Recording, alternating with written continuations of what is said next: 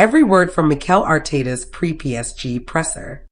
Mikel Arteta's pre-PSG press conference.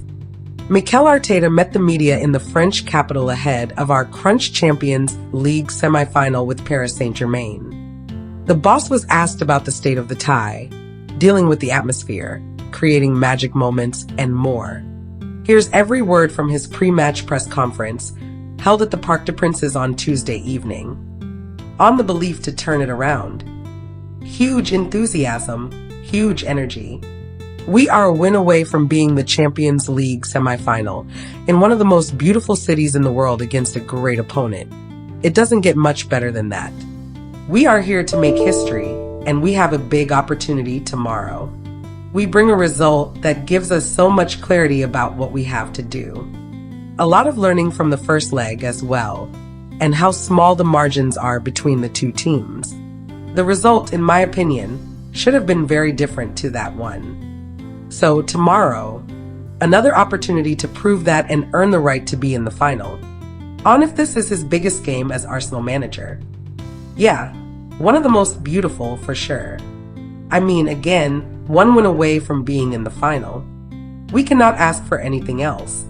Let's not do the talking, let's do it tomorrow on that pitch, at 9 p.m. when the game starts. Show our best version and win the game. On what it's going to take to turn it around. Again, a lot of the things that we did in the first game, better, more consistently. If we do that, the probability for success will be very, very close to us. We are more than capable. We've done it in Europe against a lot of odds. Probably nobody would say that we'll be in this position. So that was against history as well. So let's make our own history. On how he can spoil Luis Enrique's birthday. Well, being better than them. We're going to have to show that tomorrow. We know what we can do. We showed it in the first leg as well in many moments, apart from the first 15 minutes when we had some difficulties and understanding why. And tomorrow, as I said, full clarity what we have to do, how we have to do it, and how much we have to embrace and enjoy this moment to get the best out of ourselves. On if he feels that the players belong at this level. 100%, I think that's how you have to embrace and take the game, to make something special. As we said, to win the final of the Champions League, you have to do something exceptional throughout the tournament. We've done a lot of great things, but tomorrow in Paris against this team is the moment to do it, and we will elevate the level of the team and start to make history. That's an opportunity we have ahead of us to do it. On if he'd prefer the game to be more calm or chaotic. I think there will be different moments. Like you had the first leg, obviously the result brings a lot of clarity. What both teams have to do for us is even clearer. So that's it. And there are players on that team that have experienced that in many situations. So I was looking at the amount of time that they played ties and how many times they have tried, So we are here, this is our opportunity, and we're going to make it happen. On how our Champions League away form can spur us on. I am in conviction that when we had to do it, we did it in a really convincing way against very difficult opponents. So again, the last one is very recent. It's Madrid against all the odds, because obviously they were talking about all the comebacks and the history and what they did. And we proved something very different to what they expected. And tomorrow we want to do the same. On if he's under pressure to win a trophy this season. We're going to try to do this season. Winning trophies as well is about being in the right moment, in the right place. Liverpool have won the title with less points than we have in the last 2 seasons. With the points of the last 2 seasons, we would have 2 Premier League titles. So, you have to be in the right moment, in the right place. Hopefully here we are in the right moment, in the right place in Paris tomorrow, to earn the right to be in the final. On if we can erase the memories of our Champions League final loss in Paris in 2006. Yeah, it will give us an opportunity, and it brings them to places that are so related sometimes. It's a beautiful story, so let's make it our own tomorrow. On Jurrien Timber's fitness, I will assess him today, whether he can start the game or not. On Ricardo Calafiori being back. Yeah, he's traveled, and he's fit, and he's ready to play when we need him. So that's great news, obviously. On if the message is about our players becoming heroes. It has to be. In football, you're going to be remembered for those moments. The biggest stages are when the team needs it, when the club needs it, to deliver those moments and playing with that mindset. This kind of game is, in my opinion, the right one, and that's the work that we've done in the last few hours.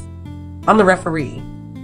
Yeah, we always get a report, obviously, understanding who he's going to be and how he likes to manage the game, to try to understand him and to try to help him in that sense, and make sure that players are very much aware of that. That work is done. On if he can bring anything from his playing days at PSG to prepare the players. A beautiful atmosphere. I mean, there is a massive club with a huge history, one city, one team, basically. And yeah, I was very lucky to have 18 months here where I really enjoyed it and I have fascinating memories about it. And it's great to be back here. On motivation to win the Champions League. Well, I think it's within us. As you said, we don't need anything else. Now we need to use it to channel that energy, that emotion, that weakness that we all have inside ourselves to deliver and perform at the best possible level.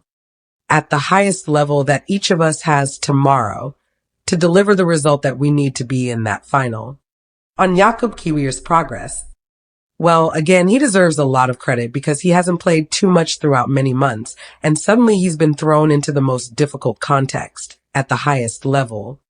Playing against the best opponents when you haven't had the physical rhythm or the confidence to do it, and I think he's been exceptional. PSG's team ethic wins out over Arsenal's bunch of also-rans. Trouble-chasing Paris Saint-Germain will face Internazionale in the UEFA Champions League final on May 31st, after Luis Enrique's team sealed a 3-1 aggregate win against Arsenal in their semi-final tie at Parc des Princes. Fabian Ruiz's first half goal and Achraf Hakimi's strike in the second half, after Arsenal goalkeeper David Raya had saved a Vitinha penalty, put PSG on course for the final in Munich before Bukayo Saka's 76th-minute goal gave the Gunners hope of a late fight back. But Saka then blew a golden chance to make it 2-2 on the night by shooting over from 6 yards with the goal at his mercy 4 minutes later. PSG had goalkeeper Gianluigi Donnarumma to thank for keeping them ahead with 2 crucial saves from Gabriel Martinelli and Martin Odegaard inside the opening 10 minutes. But after winning last week's first leg 1-0 at the Emirates, PSG did enough to cruise into their second Champions League final and the Ligue 1 champions, who face Reims in the Coupe de France final on May 24th, could now seal a treble by winning their first Champions League later this month. Mark Ogden. Kylian who? PSG proved team ethic is bigger than individuals. PSG are in the Champions League final, and their achievement shouldn't be about Kylian Mbappe, but positively, it is. Just 12 months ago, the French superstar was about to end his 6-year stay at PSG to move to Real Madrid and boost his chances of realizing his dream of winning the Champions League. Mbappe was the last of PSG's Galacticos to quit Parc des Princes after Lionel Messi and Neymar had headed elsewhere after failing to deliver Champions League glory to the club.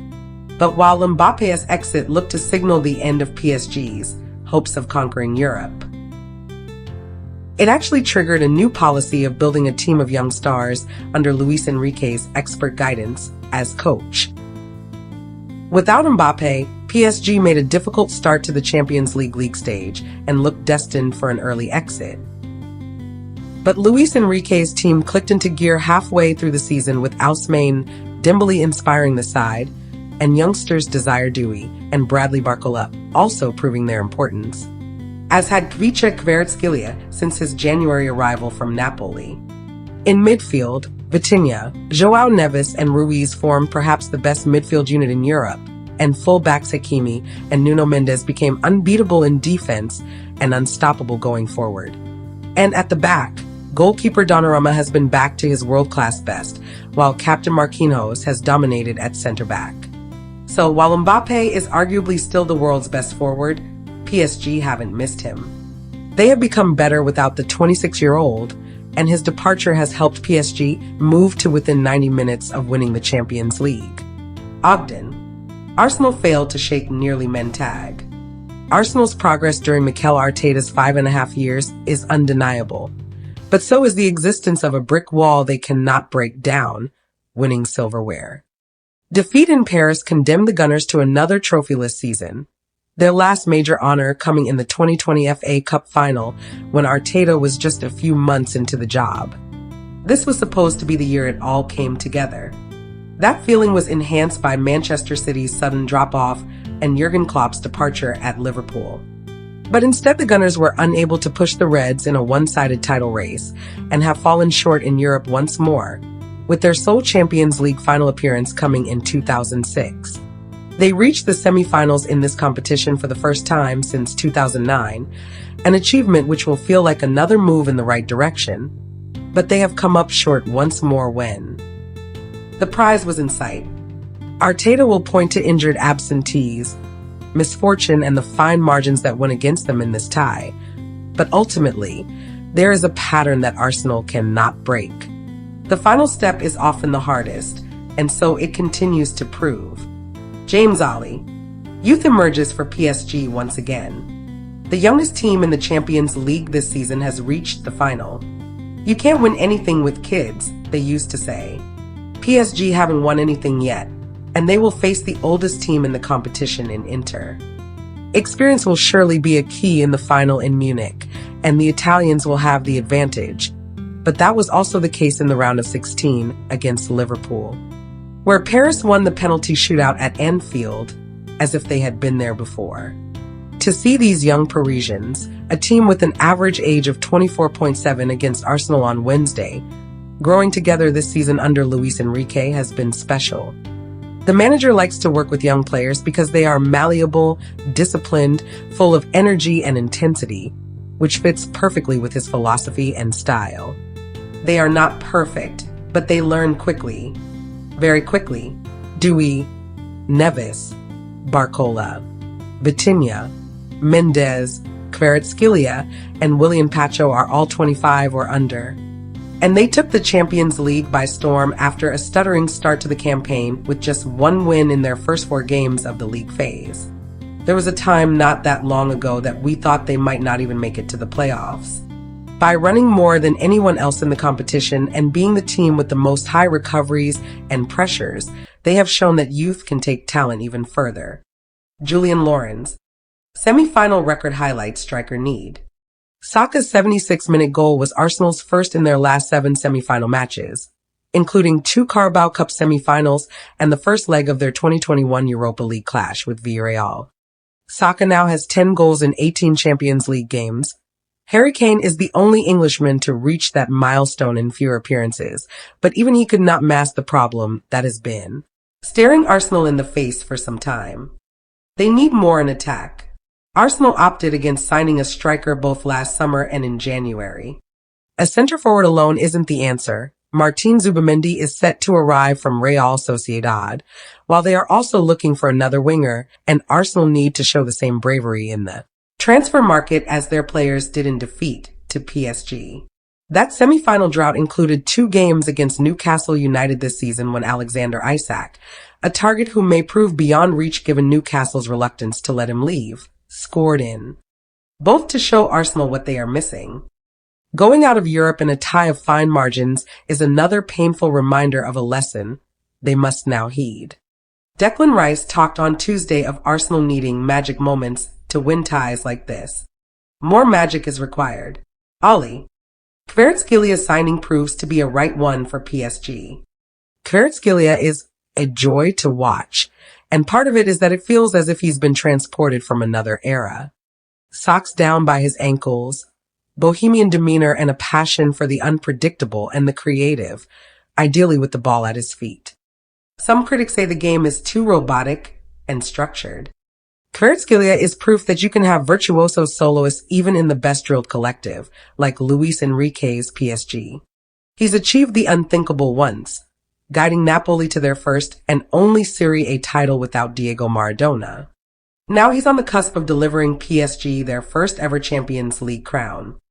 Not bad for a guy who spent the first 6 months of the 2024-25 season waiting for the phone to ring and wondering whether anyone would match the giant transfer valuation Napoli had slapped on him.